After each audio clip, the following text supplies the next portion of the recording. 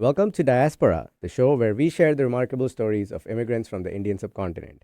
I'm your host, Aditya Mehta, and each week we sit down with individuals who have made the journey over and explore their experiences, their challenges, their triumphs. We delve into their unique perspectives on adapting to a new culture while staying connected to their roots. Today, we are joined by Zoya Brar, a serial entrepreneur based in Blaine, Washington. Originally from Punjab, she spent time in various cities in North India like Chandigarh and Ludhiana and Delhi. She spent time at Google and then founded Core Diagnostics, which is a venture backed company from which she had a successful exit. She eventually moved to Canada and joined Eli Health as a CEO. And since 2023, she lives in Washington state and is building Molecules and Mothers, which is a new venture at the intersection of caregiving, early life biology, and intergenerational stories. Wow, so much to talk about here. So, Zoya, welcome to the show. Thank you for having me. I usually ask my guests if their Indian hometown was a city in North America, what would it be? But we've kind of covered these cities. So if Blaine were a city in India, what would it be? I honestly, it wouldn't be a city in India. The number of people here in this city would probably fit like a small street. City block, yeah, Not even a block. I would think just like a little mohalla, like a small like gully in India yeah, would be the entire yeah, population of Plain. yeah, So no, I can't think of any city, probably a village. So yeah. I would think my grandmom's village would come closest to it. Yeah. I would agree with you for a slightly different reason. So, India is in a tough neighborhood. We don't really have too many neighbors we can cross land borders with as a matter of routine, let alone cross over to buy groceries like people in For sure. Vancouver come to Blaine for. So, if I were to think of a small border town where you could drive across to a friendly neighbor, it would probably be some random town on a Nepal border. For our listeners who don't know, Blaine is on the border, smack on the border on the US side. On the other side is, Surrey, which is a part of the Vancouver metropolitan region. It's one of the busiest border crossings on the US Canada border, which is the world's longest land border. And it's actually a nice town with a seafront where Oh yeah. you visit, spend half a day, go to the Peace Arch Park, which is a beautiful park on the border. And yeah, it's something that you can definitely check out. So, how do you find Blaine as a place to live? I often tell people the story about Blaine because it's so unique. The Peace Arch Park that you just mentioned, I don't know if your listeners know this or not, but is the only place where both Canadians and Americans can go without border control. So you can actually Yep. go and meet people from either side. And it was the most happening, I think, place probably all over this part of the country during the Yeah. pandemic because Yeah. the borders were shut. So families were Yeah. still meeting, putting Yeah. up tents and things like that. So it's an interesting, very unique place. We get to literally stand at like a 2 minute walk from here and look at the border and see the wait. Yeah. So it's nice. I like that it's slow and calm because I have two young kids, and having grown up in Delhi and all that hustle bustle, this just is great for my nervous system. And like I can Yeah. like hear myself think. So I Yeah. like it, but I don't think it's a long run thing for us. Like I Sure. eventually I'm a city person, so big city person. But for now I Yeah. love it. Yeah. I felt that way when I moved to Vancouver from Bombay because we have, some of our larger suburbs have in Bombay have more people than the city of Vancouver. For sure. Um, and my wife hated it because she missed the pace of Bombay. Yep. So I agree with you that it's great for a temporary few years when you're kind of gathering thoughts and doing something that requires intense focus, like parenting or a new venture. But I think people in India are usually cut out for bigger cities. So you grew up in different places in North India. What was it like growing up in Punjab, especially? So I guess the place I relate most with is Delhi. Hmm. So even though I know how to read, write Punjabi and my family is Punjabi, but I never like felt like that's fully at home for me. I was always like a big Sure. town girl. Nobody should judge me for being a Delhi girl, but I am. Yeah. So Yeah. in every way. But I think the 4 years I actually spent in when I was grown up in Punjab was after my parents got separated, and my mother moved us back, me and my brother, to live with my grandparents. So we're Okay. living in this huge house with 14 people, four cousins. So it was a party all the time, and we Sure. never needed anyone else. It was like this huge, like, we just had each other and it was great. So despite the fact that, I was going through the fact that my parents were getting separated, I was actually having a lot of fun. Other than that part of the memory, I don't have any like specific memory of growing up in Punjab beyond, Yeah. like, it felt the same. So yeah, but I So, love growing up with the but family though. if you're Punjabi in Delhi, you're not really an outsider because Yeah, there is a very large Punjabi population. yeah, It's like me being Gujarati in Bombay. It's, one fourth of the population is Gujarati. So you're never really technically an outsider. true, And, anyways, I think Punjab has an outsized influence on Indian music, Bollywood, but also of India's impression outside of India. for sure. What a lot of people call Indian food is usually Punjabi food, Yeah. and same with music. So, uh, do you have any thoughts on Punjab's outsized influence, especially Canada being where a lot of Punjabis are? So, are you able to speak to that? Yeah, for sure. I think I can say this because my community, we are just really loud and we are really Yeah, boisterous. And when you are that way, and not all Indians are, even though people like to think of us that way as a lumped yeah, up category, but like yeah, a lot of communities are much more docile. So I yeah, think anything we do is bigger, more flashier, and by that yeah. definition, it gets noticed more. So I Sure. think that's part of it. But also, I think as a group, we are generally more just life loving. Like, we like to Yeah, have fun, we like to party, we like to do things like in that spirit. And when you look at it, everybody wants to join that, and it's something that's kind of pretty attractive, I would say.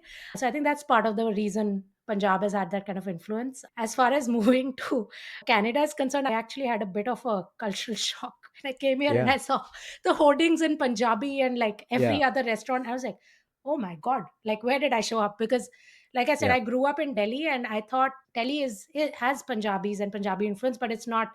Canada is a lot more Punjabi than yeah, especially this part of Canada.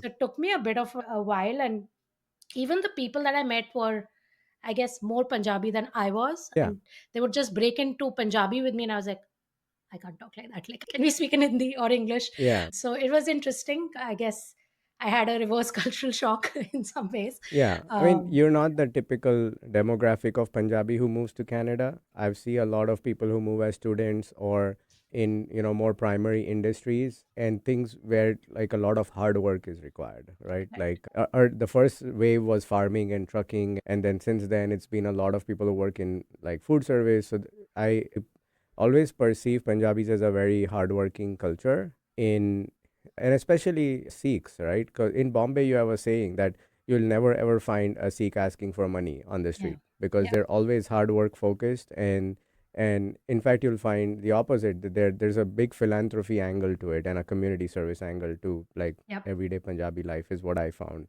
A couple of points here to make. When COVID had happened, air had cleared up all over India, and there were all these articles that the air is so clean in Dehradun that you can see the Himalayas, and I saw a meme which said that the air is so clean in Punjab that you can see Toronto, because that's what the next closest city is Hilarious. for. Yeah. And the other point I noted when I moved to Canada, like you said, like the parts of town which are Punjabi are, they're not new immigrants, they've been there for a long time. So in some ways their impression of India is also from back in that and India's obviously evolved a lot, and especially after 1991 when the economy opened up. So I find that it's a very different and often, for lack of a better word, ancient view of how the country is and how social norms are and things like that. And that was just something which I found very interesting. In fact, if I can add an anecdote there, Yeah, this is the opposite of what you're saying, but on the same, I guess, lines. When I moved to Surrey, me and my husband actually, first we lived with family and then we moved to our own home. And we yeah, moved to a really Indian part of Surrey, which is called Newton, and it's primarily Indians. And I remember, like, growing up in Delhi, I had a washer dryer. My clothes would dry in a dryer. Most people in Delhi don't, but I was the unique person that did. yeah, And yeah. people had like their laundry out in the balconies. I was like, oh my God. Like, it was, to me, that was shocking because even though I had grown up in India and seen it, seeing it here, I was like, this Mm-hmm. is, most people in India don't do this anymore. Like, Yeah, they won't put it out true. right and open. So yeah, you're Mm. right. Like, there's some of that is just stuck in time, and even the impression of Indians that come is stuck in time, so they think you are the same person that they would imagine Yeah. have been the, yeah, so it's all Yeah, and that carries forward to the second generation as well. I see so many kids of techies here in Seattle. They know Bharatnatyam, they know Sanskrit. I don't know a single person in India who learned Sanskrit, exactly. right? I mean, I did, Uh, but that's yeah, just because the okay, now, marks were more in boards. You yeah, got now I know one person. But yeah, so for that reason, I dropped my mother tongue Gujarati and took French instead because you yeah, could score more marks in exactly. the different point. I didn't learn enough to really be fluent in French because the focus is on, in India, the education system, it's on not on immersing you in the language, it's on like memorizing all the different words, etc. But yeah, that was a great point to be made about the Punjabi community. In Punjab, is Canada the premier destination or is UK a more prestigious destination? I mean, I should not speak for everyone in Punjab because I don't think Sure, I'm representative, but my best guess is that definitely UK, because the kind of people that move to Canada versus UK, I think UK is a little more educated professional, but I don't know. I mean, sure. I could be a biased Yeah, reader. in the Gujarati community, the hierarchy is very clear. The US is at the top, and Yep. then you have the UK, then you have Australia, Canada, and Yep. then you have other places where Gujaratis go as traders, like, East Africa or whatever. Those are not relevant these days, Yeah. but these are kind of the top places. Okay, so you moved to Canada as an adult and not as a child. And were your kids born in Canada? One of them was born in the US and the other one was born in Canada. So we are Okay. How do you balance the mix of cultures? My son, born in Canada, lives in the US most of his life, and we have, both those. I mean, they're more similar to each other than, say, Indian culture is, but for sure. there's still something distinct about Canadian life and American life. And then obviously the Indian angle that his parents are predominantly Indian. How do you balance these three identities? Does one take over the others, or are you just throwing everything at your kids and seeing what sticks? Honestly, I guess I'm sort of unique that, and not just me, but people around me as well, my family, that we don't care that much about preserving a specific version of culture. I Sure. think we probably, because we grew up moving a lot, and Right. the community I come from, my grandfather often says we used to be originally be gypsies, like Mm. many, many, many generations before. So I guess Yeah. that's part of kind of just who we are culturally. We are Yeah. very adaptive and we are very open to just rolling with it. So Sure. my kids celebrate Diwali if they want to. If they don't want to, they don't. We don't celebrate Holi because I don't like getting wet and Yeah. getting dirty, but we might start doing it if they want to. They definitely Right. celebrate Halloween because, that's fun. And they also celebrate Christmas. So we kind of do whatever. Thanksgiving, we do it because, it's nice. I like the idea of having gratitude. So Sure. if we learn about a new custom or festival or, tradition that feels good to me and to my family, I think we'll just do it. But again, Right. none of that is done dogmatically or like karna hi karna hai, like we don't have Sure. any of those. We're not A very particular way religious. to. Yeah, and we're not Sure. very religious, which adds to it, right? Like there's Yeah. no you have to do it X way. We just roll with it. Beyond just the religious aspects, what about culture? Like, for me and my wife, it's a constant struggle between, is he going to go to cricket camp or baseball camp? Or, do we train him in chess, which is, something considered a nice thing to learn in India, or do we put him in ice skating? So, does the same thing apply for those types of things as well? I mean, I would just sit down. I would probably, if I could, expose my kids to both and see what they like. I strongly believe it's not my job to tell my kid what they should and shouldn't do. It is my job to expose them to as many things and to Yeah. encourage and facilitate. And Yeah. I don't have any at all set expectations for what my kids become or don't become, as long as they're Yeah. adults that speak their mind and are kind and Yeah. caring about the world. That's it. Yeah. So So whatever if they they do is don't fine. become a lawyer or an engineer, it's okay. Lawyer, Yeah. engineer. I mean, I studied sociology and I became an entrepreneur. You can tell I have Yeah. no sense of Yeah. what education means. Yeah, So, when I yeah. was growing up, so my last name is occupational last name. It means accountant. And my grandfather is an accountant. My parents are accountants who don't practice, but they are CAs or CPAs as you call them here. So it was a bit of a disappointment for at least my grandfather that I didn't become an accountant. And then because he was a freedom fighter, I guess I offended him more by going to London Business School and paying money to the To the British. crown. And then my brother became a stand-up comic, so then the pressure was off of me, and he's Yes. the black Yeah. sheep in the family now. But yeah, I generally agree with you. My parents have always been like, do what you want, but just make sure you excel at it and do a good job and do it properly. So cool. That was an interesting conversation. I do want to go into your early days in India. So you said you studied sociology. Where did you study, and how did you end up at Google?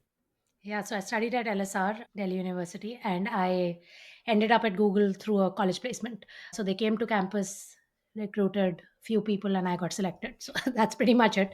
I was at the bottom rung as far as Google is concerned. The fact that I was at Google was cool, but the job I was doing was as basic as it gets. But yeah, it was still a lot of fun. I was there only for a year and a half, but I still have Yeah. friends that will be friends for life from there, and we all Yeah. kind of grew up together. So Yeah. it's fun. So when they hire, computer science and engineers, there's certain, I guess, tracks or paths for those people. What were sociology majors being hired for? So they were hiring for all kinds of things, but the job I got hired for was Google AdWords. It was called the bin, my team, like literally dustbin. Our job was to review ads that show Yeah. up on Google. We were actually physically, manually reviewing them. And we were Right. saying, is there any pornographic content? Is anything, violent, anything unsafe Yeah. for kids? Yeah. And of course, there was an algorithm that was doing a bunch of things. But Right. back, like maybe 15 years back when I was at Google, Sure. it wasn't very effective. So we were still doing a lot of the manual review. I Yeah. didn't spend too much time in that team, thankfully, because it was mind numbing work. I Yeah. moved to another I would team say. within a couple of weeks. And there I was actually doing sales work where I was working with advertisers in Australia, Vietnam, Philippines, some in the US as well, where I was actually helping them understand the Google platforms and getting them to spend Sure. more money on advertising Yeah. dollars So and sort stuff. of like customer success and ad Yes. sales at Y- the same time. Exactly. Exactly. Yeah, I used to run a digital agency in India in the mid 2010s. Yeah, so I'm a little bit familiar with that role and what you're talking about. On that note, let's take a short break. And when we come back, we'll talk about your move to Canada and your early days there and how you got settled there. So stay tuned, and we'll be right back after these messages. Welcome back to Diaspora on KKNW, where we share interesting stories of first generation immigrants from the Indian subcontinent. We're talking to Zoya Brar, a serial entrepreneur and a parent of two kids. So, before we get back to talking to Zoya, I want to take a moment to remind you to subscribe to our channel on YouTube. You can find all our episodes in video format there, right from the first one. So, Zoya, after Google, did you jump directly into entrepreneurship, or was there anything else in between? No, it was direct. I would say even before Google, I was kind of exposed to entrepreneurship. So during college, I started working with this uncle of mine who used to run beginnerly colleges, and he was an entrepreneur who had kind of self taught himself. And Yeah, after college, I used to go and spend 4 or 5 hours being his EA. So he yeah, would make me do all kinds of dirty work, including, drafting things and following up with sales. Like I was doing all kinds of things, yeah, but I learned so much. He was actually an sure. entrepreneur doing it. So that exposed me. And then while I was at Google, at some point, I started feeling like this. I don't want to die in this company. I want to do more with my life. Right. And one of my friends who ended up being my co founder was looking to quit, and he quit. And I was helping him figure out what business he should start. And while talking to him, I was like, okay, this is too exciting. I can't let you do this alone. I'm going to quit Yeah. too. So I quit and I jumped right into Core. And what does Core do exactly, and how did you come upon with on that idea? Yeah, I haven't talked about that in so long, but Core is a molecular diagnostics lab. We do testing for COVID, cancer, all kinds of genetic disorders. And when we started it in 2010-11 timeframe, there wasn't a lab like that in India. There was very little that was available if you wanted to do advanced genetic testing. And I'd like to believe really revolutionized that and change that over the decade. Core got acquired by Metropolis in December 24, so just like Wow. last year. Metropolis, at least in For Bombay, sure. everybody For knows it. sure. It's India's second largest diagnostic lab and Yeah. it's huge. So they acquired us. And then, of course, now the company still exists, but under the Metropolis brand. Yeah. And how I came upon that idea, my mother is a doctor. So, when you were telling the story about how your parents were disappointed you were not an accountant, I was taken Yeah. back to how my mother became a doctor because that was kind of the thing. Right. But so she was a doctor, she was handling all the, she was at Max and Fortis, and she was managing hospitals. And from Mm-hmm. her lens, she often could see that whilst therapy was world class, so I mean, we all have heard of this. If you want really, really world class surgery or care, Yeah. you can go to India and get it at a very Yeah. subsidized price.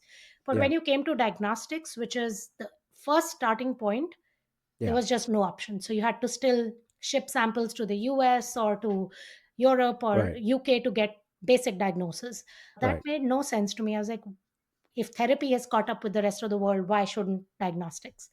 So with that basic thinking, I went and like started, and And that's how it was this began. like end patient facing, like, storefront labs, or were they like a B2B where the metropolises of the world would send their samples for testing? It wasn't metropolises of the world. Sometimes, yes, but it was more hospitals. So we were Okay. tying up with hospitals that had, let's say, cancer care, and we were providing the diagnostics to them. Yeah. And then we were also working with patients directly, because at the end of the day, especially when it comes to diseases like cancer, the family gets really involved. They want to know the Yeah. diagnosis, they want to talk to a doctor. So we were Right. ending up, we were more B2B2C, I would say, Right. because eventually most people probably know that India is self pay, which means Yeah. even if it's the hospital sending the patient to us, typically it's the patient who's eventually paying. So from that, it was complex because we had to also sell to the doctors, but we also had to sell to the end Very patient. interesting. Yeah, I remember talking to someone about how India's learned to appreciate India's health system more after coming to this part of the world. for sure. And, because you have both options, like Canada, you can go to a government hospital and get free care of Yep. whatever standard. And then if you have money and you want to get the best care, you can do that too. And my friends here don't understand the concept where I can walk into a metropolis and say, I want an x-ray because I Now, want an x-ray and and I want now, it now, and here's $10 and or whatever, $20, and I'll get an x-ray. And exactly. that kind of that kind of amazes people in this part of the world. It amazed me as well when I came to Canada and I went to the US, because same reason. Yeah. I was like, wow, like Yeah. my healthcare is in somebody else's hands. Yeah. My son was born in Canada, and the hospital experience can really be hit or miss Yeah. depending on the doctors, whatever the situation is at that day. When my wife was about to deliver, we actually got sent back home because she was not fully ready to deliver. And they're like, "Oh, we don't want to use up the bed for." And I thought of that movie Munna by MBBS where Yeah, they're saying that this bed is reserved for someone else, and I because in Bombay we knew enough people to get into whatever hospital we wanted, and that's exactly. unfortunate in a way that you have to know someone for those like high end hospitals, but that was what we were used to. So here to be like sent away was very very unnerving in that sense. So after this company was acquired, were you consciously looking to move abroad, or did Eli just happen and that drove the decision? No, I actually moved here in 2020. So before the company got acquired, and Ellie only happened in 2022. What drove the decision was not professional at all, it was personal. So in 2017, me and my husband sat down and we said to each other, if we're ever going to have kids, it has to be outside, because 2017 was the year when those that have lived through this will remember Delhi's pollution for the first time became unbearable, Yeah. to the extent that we would have 4 air purifiers in the room at any Yeah. time to breathe. Yeah. And that was one. And the other was, even though I was this high flying CEO, I was constantly scared. Like, I would fly down to India Gandhi airport at like 2 in the morning from somewhere, and I would be on the phone with my husband the whole time saying, like, just I'm driving, or I might, Yeah. my driver who I trust is driving me back, but just stay on the call in case Yeah, something like happens to me. from a physical security and Exactly. crime Yeah. perspective. And I Yeah. couldn't, like, for example, after 7 or 8, I would feel uncomfortable staying back at office. This Yeah. was, I own this Yeah. place, and I would feel like, okay, Yeah. so Yeah. those, that kind of like constantly watching where Yeah. behind, like as a woman, it was just, I just couldn't feel free anywhere. The lived experience in India for women is completely different for than it is for men, and most men have no clue like what women go through on a daily basis. Like Yep. I have been to Goa a bunch of times with my guy friends, and then the first time I went with my wife, we're walking on Kalangut beach, and I'm like, why is everybody staring at us? And my wife's like, yeah, welcome to my world. Like this Yep. is 24/7, and that kind of, as a 25-year-old newly married person, that's when it actually struck me how different it is. We didn't have that level of pollution in Bombay, and safety has always been one of the strengths of Bombay in that sense. But the air was definitely one of the reasons I wanted to move out as well. It probably adds 5 years to your life if you live in clean air. More. I think probably And yeah, more. Yeah. yeah, and I've been here 7 years. I still find myself just taking a moment to appreciate the fresh air. I don't think people here appreciate, especially this, lower mainland Pacific Northwest, where the air is especially Yeah. cleaner.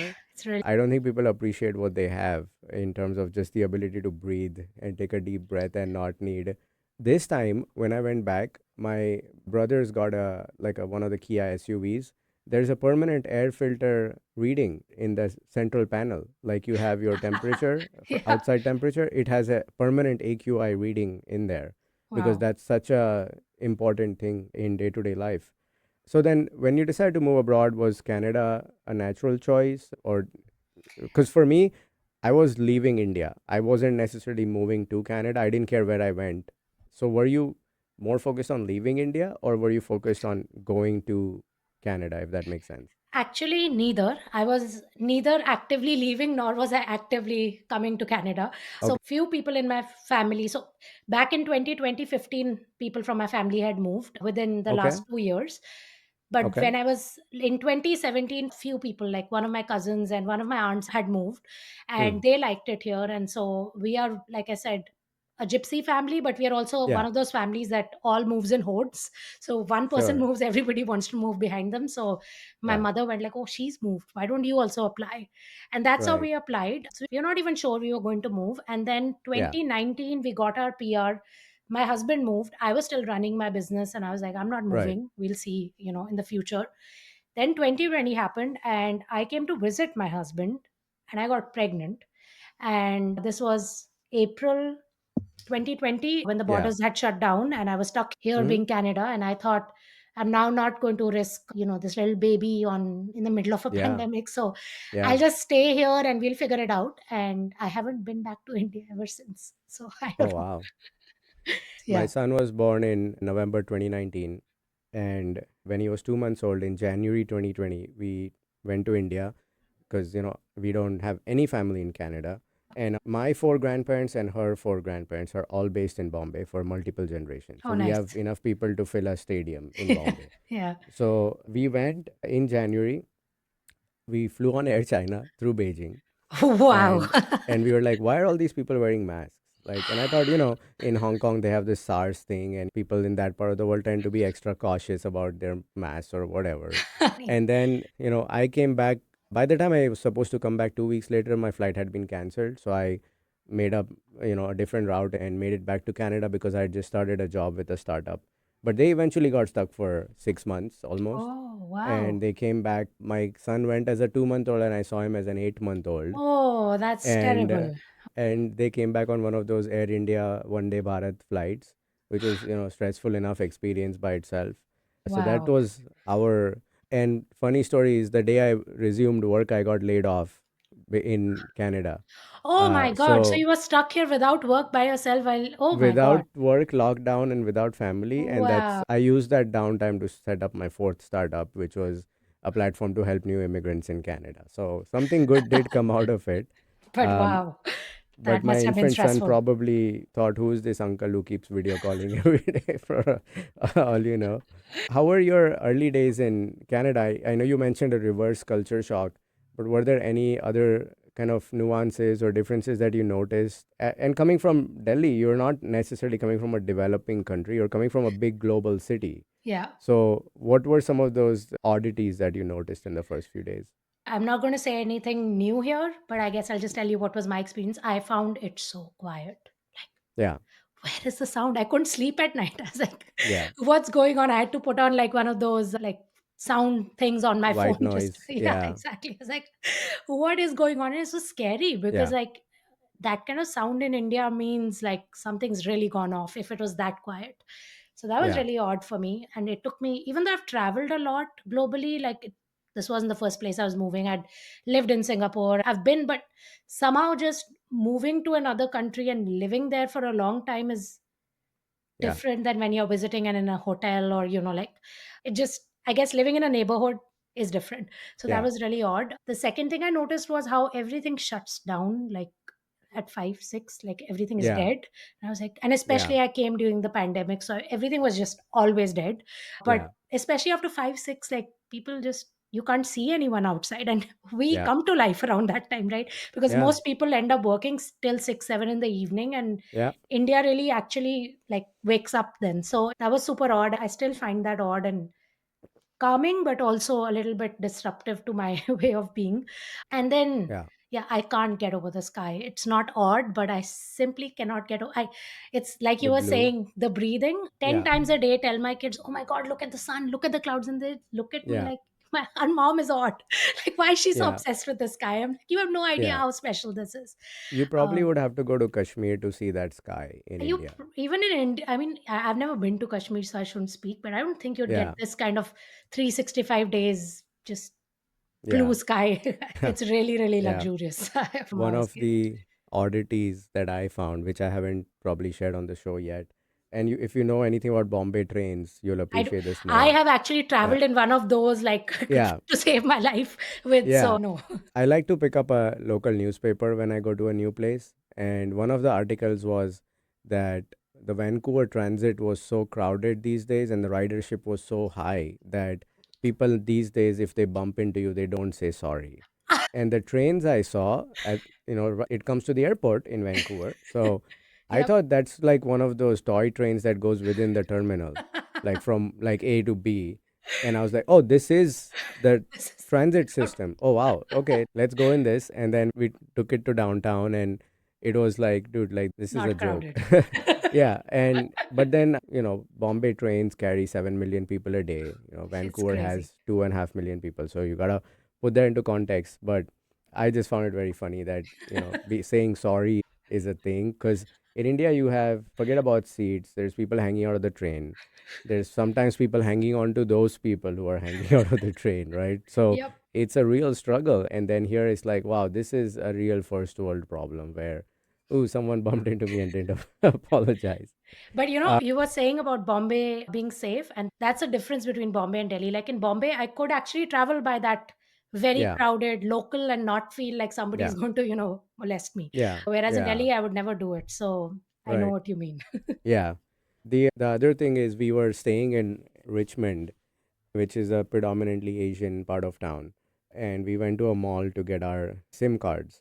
And there was like 9 Chinese restaurants in the food court and one, I think, Korean or Japanese. And my wife's like, you said we're coming to Canada. And this is, I'm like, Not. yeah, it's probably like a part of town we're not familiar with. So give it some time. The next day we go to Surrey and we're at the sabzi mandi, and then my wife is again like, you said we're coming to Canada, and I said, I don't know what it is, but we seem to just be going to these immigrant neighborhoods, so let's go to downtown and see what it's like. And then we were like, okay, here are all the white people. So it was, What and you and I had been to Vancouver for a day before to catch a cruise ship to Alaska. I think probably 11 years before I moved there. Wife had never been to Canada, but at least because I had lived in the US, there was something like what to expect. Like driving on that side of the road is not a challenge.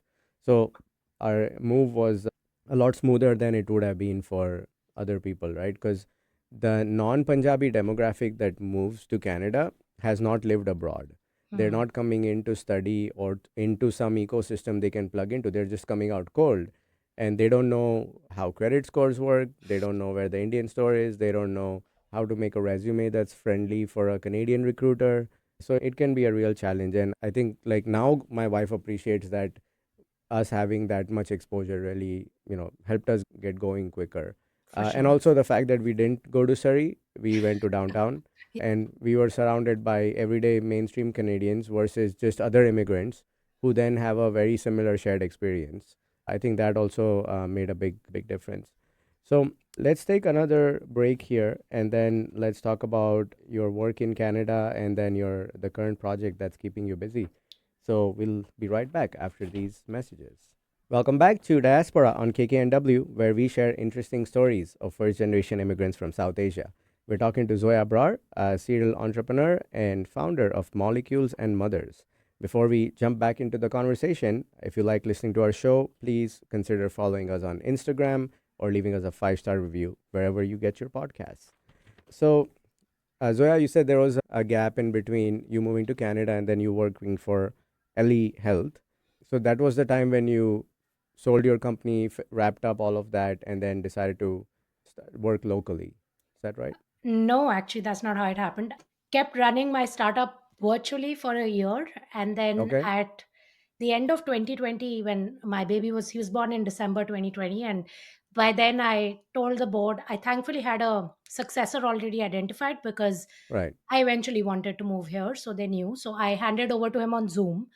Then I took a whole Okay. year and 2 months off, which was Nice. luxurious with my first kid. And Yeah. Canada that way is really amazing. Like, I think Yeah. everybody needs to learn from them on how to do maternity and paternity leave. And I had the real luxury of being here. Plus, I think somewhere the fact that it was a pandemic really helped because we were stuck with nowhere to go and this Yeah. little baby. And so it was like, okay, my whole world is Mm-hmm. literally this child.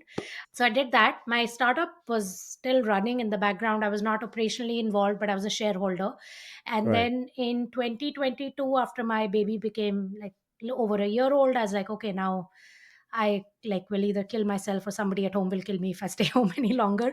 So I started Yeah. looking for what to do. And at that point, I applied to Health. It was a LinkedIn job posting, and they actually had a product manager role open, which Okay. I applied for. And the founder looked at my resume, and she's now a friend. And she looked at it and she's like, either this woman is a big con woman. I mean, she says she's been CEO of this VC funded company and now she's Yeah.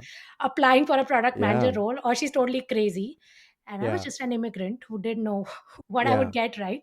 So she got on a call with me and we really hit it off. And she said, forget product manager. Will you join me as, you tell me what you'll join me as. And Sure. so I said, I think, why don't we call me chief of staff and I can be your right hand person. And I've Yeah. been a CEO before, so I should be able to help you in various areas. And she Nice. said yes. And I'm still doing the same role, but I'm called COO now. But I've been Right. there ever since. And I still work with them. That really is my full time job. And I really Yeah. enjoy it. Yeah. Yeah. When I moved here, I had in my digital agency been part of a launch for something called Rupee card in India, which is now used by over a billion people. Yep. So when you come from India, you worked at scale. Exactly. And I got asked all the time here, but what is your Canadian experience? And I said, it's irrelevant when, Yeah. I've built and sold startups and whatever. So I actually had to dumb down my resume. And so, great example, product manager, right? So I would send a resume which said product specialist, product manager, senior product manager, and then list out only those things that I had done as a product manager. Of course, as a founder of a company, you've done 100 other Everything. things, Yeah. but that's the only way I could get interviews, is because then the HR person would understand what that meant versus, you had the founder look at the resume, and they were Thankfully. able Yeah. to instantly pick up like the actual depth of talent and exposure. But a lot of people face this, as new immigrants and don't know how to navigate it. And Yeah. then they end up in what we call those survival jobs. Amazon And warehouse. Amazon warehouse. And I worked for Amazon in Canada as a warehouse expansion manager. So I've launched 26 warehouses in Canada, Yeah. last mile warehouses. So these folks who were doing these survival jobs, they were getting jobs in the warehouses I was launching. And Exactly. I've had so many conversations around this, that if you're in finance and your survival job is a teller in a TD bank, that's any day preferable than you Yeah. coming and doing it here, because here your avenues are very limited. But that's again a factor of going to a place like Surrey and being around only other new immigrants. So you don't really have anyone to tell you these things. And we were lucky that the one person we knew in the whole country, he plugged us into his ecosystem, and they were all people who had been there for 20 years. So we didn't get to hear that Canada Post is hiring. Why don't you go there? We got to Or hear Walmart is hiring. Walmart is, yeah. So we got to hear that, oh, this is your background. You should not say yes to anything below 150K a year. Yeah. Right. So that really made a difference in forming our baseline, which unfortunately a lot of new immigrants don't have. I think the government has some initiatives to help new immigrants understand how things work. English. But yeah, English, and like, they teach you about indigenous First Nations and all of that. But in terms of real practical stuff, like this is what your resume needs to look like, these are the right things to say in an interview, that is, I think, still missing to a large extent. For So once you joined Ely Health, tell us more about what the company does. Yeah, we have built actually the first at home test for cortisol and progesterone. So, in simple terms, looking at your stress at home using saliva, which is nobody has ever done this before. And this is a Mhm. Canadian startup that now, of course, is available in the US as well, VC funded. And we're a small team, 25 people, but I think doing some really game changing work. So, I love it. It's a perfect place. So I want to segue on this. How is the startup ecosystem in Vancouver these days? I actually was not part of the startup ecosystem at all in Yeah, Vancouver because yeah, between 2020 and 2023, I kind of was a hermit. I yeah, lived at home and I didn't right. go out at all. I also had my second baby in 2022. So I was either pregnant or had a newborn or pregnant with a newborn for a long time. Yeah, And the startup that I work with is actually Montreal based. So I can speak to that ecosystem. I think it's pretty flourishing. But Vancouver, I yeah. just I don't know I much about it, I unfortunately. found it to be a pretty small ecosystem where the minute you become like, high growth or you need Move serious out. funding, you have to move. Like Yeah, Slack, it was formed in exactly. Yaletown, but then they had to move to the Bay Area or whatever. Also, just I think the Canadian outlook is a bit more conservative in general to Yep. America, and like that whole think big thing is kind of missing because everyone's very hyper focused and local focused, Yep. which is a shame because Vancouver is a global city and they'd worked hard to become globally known, and they had the Winter Olympics and all of that. And now when the whole world is trying to move there and buying a property and doing whatnot, people don't like it, and they say, Yeah. oh, these outsiders are coming and buying up our property. But that's what's going to happen if you try to attract a global population and have a global profile. So Yeah. I think a lot of these things need catching up in Vancouver. As great a place it is to live, that whole kind of pool of global talent is not there yet. And maybe Yeah. that's because there's no Fortune 500 company headquartered there, right? Like Seattle, you can see those legions of corporate Of course. employees between not just Amazon, Microsoft, but even Boeing, Starbucks, Nordstrom, Costco, T-Mobile, Alaska Exactly. Airlines. So yeah, that's definitely something that I haven't seen in the 7 odd years that I've been living slash going back to Vancouver a lot. So tell us more about Molecules and Mothers. Again, what is it about and how did it come about? So yeah, I would say it's a passion project for now. I founded it with my mother. So as I mentioned earlier, did this startup which was on the molecular diagnostic side, and Yeah, as part of that work, I really understand the impact of genetics on health and well-being. When I started, or when I really became a parent, it became acutely obvious to me that we don't have too much science behind parenting decisions. It's very, my mother did it and her mother did it, so this is sure. how it should be done. The moment you start asking the basic question and say, should I really be spoon feeding my child, or should I really be forcing my child to wear his jacket, or should I really be, there is no real good answer there. There are lots of Yeah. influencers and blogs Mm-hmm. and other things, but Yeah. as somebody who believes in science, if I said, okay, show me the data, there isn't any. Right. So that's the gap I think I want to fill, not I think I want to fill, which is connecting the parenting choices and the scientific and health outcomes that come Yeah. from those choices, whether it's immunity, whether it's diseases like all kinds of diseases. They say genes actually only cause 5%.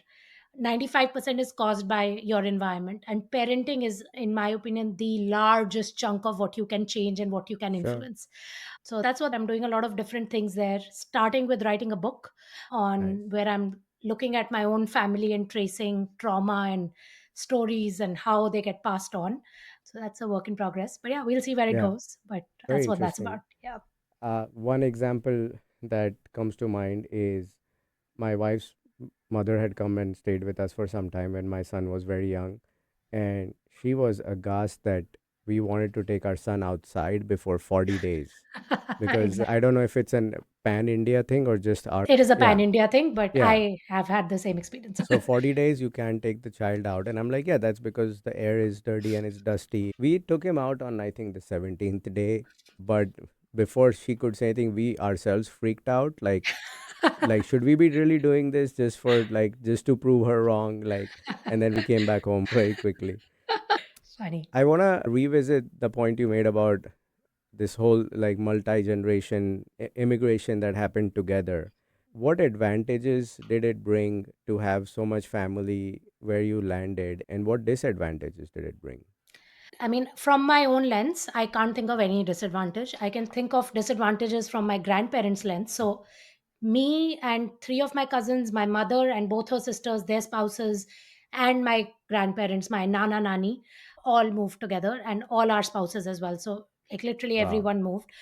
For my generation, I think there were only advantages because we are young enough that we could all find jobs and restart and not, of course, Yeah. we all took a step down for a short while, but eventually you Sure. catch up. We have the support of having grandparents and great grandparents for our kids. Like, how special Yeah. is that? We have the ability to, like, kind of have best of all worlds, right? Yeah. So I think my generation, I don't think anyone will say it's like I've had conversations with my cousins and my brother, and we're all very happy with this decision. Yeah. For my mother and her generation, I think it was hard because my mother, for example, was running like 10 or 12 hospitals, some of the largest hospital systems in India. She's a Yeah. doctor, really well respected. Yeah. She couldn't find a job here. Like, she's looked Yeah. for the last 6 years. She even applied to the survival jobs, and even they wouldn't hire Yeah. her because she's too Yeah. old, right? And the other guys would not hire her because even though she has had experience in so many countries and done so many things, it's not relevant to work here. Right. And Generation, it's medicine been is one of it's those hard. professions. Yeah. Exactly. So for her generation in general, it's been hard because they retired before they wanted to retire in some ways, and Sure. they still are happy that they have their grandkids and good life here, but it's not. And for Yeah. them to come here and start doing their own dishes, cleaning, it's not something that Yeah. they're used to. Oh, yeah. It's hard. One of my guests is a CRO of a educational company, Mhm. and he moved from Sri Lanka Yeah. as a educated immigrant, and he got rejected for a job selling newspapers at the railway station. My mother And can tell you stories yeah, like that, like yeah, literally. it requires a different level of tenacity. I think Yeah. our parents' generation, anyways, has a lot more grit than our generation is used to, but it can be emotional damage in that Yeah. sense, right? Yeah. When you get rejected. So, for your grandparents, it wasn't like we'll come hang out for some time while the child is young. They also moved like permanently. Because my grandparents were a very unique family in the sense that they always grew, there were only three daughters, and they always lived with one of their daughters Right. even after they got married, so they had never lived alone. For Hmm. them, they're both 90 plus at this age. Oh, wow. I mean, how Yeah. do you live in India? Like, there's no Yeah. system. And we've always been very close. So it wasn't even a thought. It wasn't even a conversation. If we were moving, they were moving. And then all Got it. three of their daughters, all four of their grandkids, everybody was moving. So it was obvious. But it's hardest on, I think, my grandfather. My grandmother is very happy. She loves that she can take a walk, she can breathe, she can, Yeah. she feels a lot more independent here than she did in India.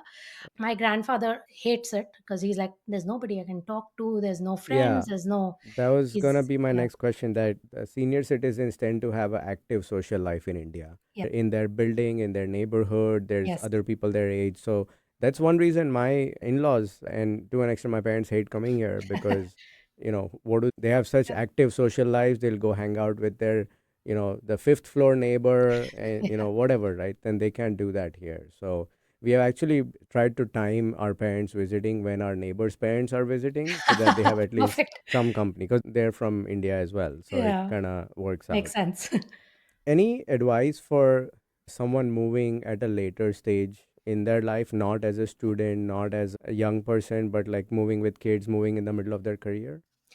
I would say two things. One, like, try to move with family if you can. I know it's very easy said, like for somebody like Yeah. me that had that luxury. But if you can, like, having that, I often say this and I mean this, had I moved by myself, I would have moved back, like, definitely when my Mm. son was born. Like, there's no Mm. way I could Mm. handle the life here. There's no support system. So you have to have your own. Right. And I didn't want to put my child in daycare. So that's just me, Yeah. right? But I'd say Yeah. that if you can move with family, great. The second thing I'd say is kind of leave your ego behind in India. Yeah. So Yeah. if you can, Yeah. you'll have to start at the bottom, and eventually, not eventually, very quickly, you kind of rise and get back to where you were and do great work. But Yeah. the first 3 to 5 years, you will Mm-hmm. likely be doing things that Yeah. are like 10 steps below what you were doing in India. Yeah. And Yeah. That's part of, embracing why you're moving. Yeah, that's an Yeah. excellent point because I've seen folks who moved from, a Hyderabad and a Bangalore where they were making, 8 million rupees a year, right? So $100,000 a year.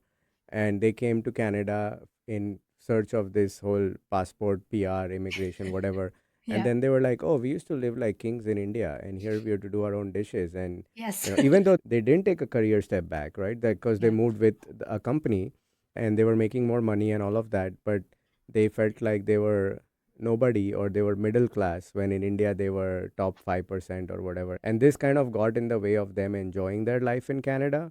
Yeah. And then they got disillusioned and moved back. And I've seen this happen over and over again. Yeah, and I So, think you have to be clear why you're moving, right? Like that why has to be, oh for yeah. me, it's a sky, and like I'd give up anything for it. Please tell my wife when you talk to her next that the sky is indeed something to be appreciated because I keep talking about the blue sky and she's like, I mean, get over it already. And I'm like, no, it's that great. Yeah, don't get over it. That's my reason to stay here. So Yeah, we're in the same boat.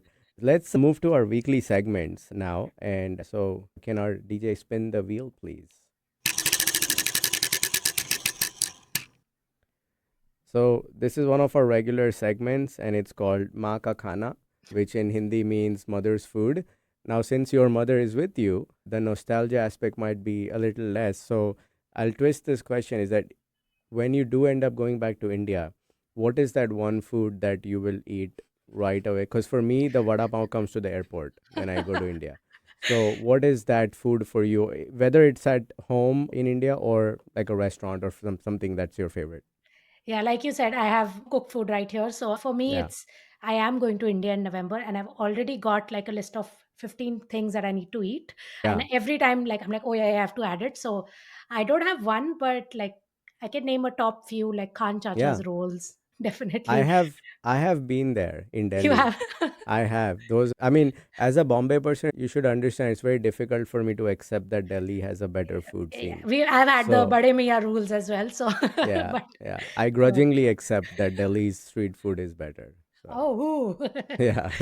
no, but I can tell you, Bombay at Chowpatty Beach, there is this Hmm. watermelon milkshake. I have Yeah, never had a better watermelon milkshake anywhere. I believe it. Bachelors, oh my god, like that. Bachelors, yeah, Yeah, so yeah. I have lots of food memories. Oh, for sure. Yeah, I give myself 1 pound per week of weight gain of my vacation. So, yeah. But that brings us to the end of today's show. Thank you for listening to Diaspora, and we hope you enjoyed hearing Zoya's phenomenal story. Remember to check out our show notes for links and more information about the topics we discussed in today's episode. Diaspora is part of the Speaking Current network of shows and podcasts, all of which are dedicated to inspiring listeners to build lives of meaning, connection, and value. You can find the Speaking Current network of shows, including Diaspora, wherever you get your podcasts. And you can also find us on YouTube. And lastly, if you know someone who has a story that can be shared on our show, feel free to reach out to us on any of our social media handles. We'll be back next week with another interesting story from the South Asian diaspora. And until then, take care and stay curious. And Zoya, thank you so much for coming. Thank you for having me.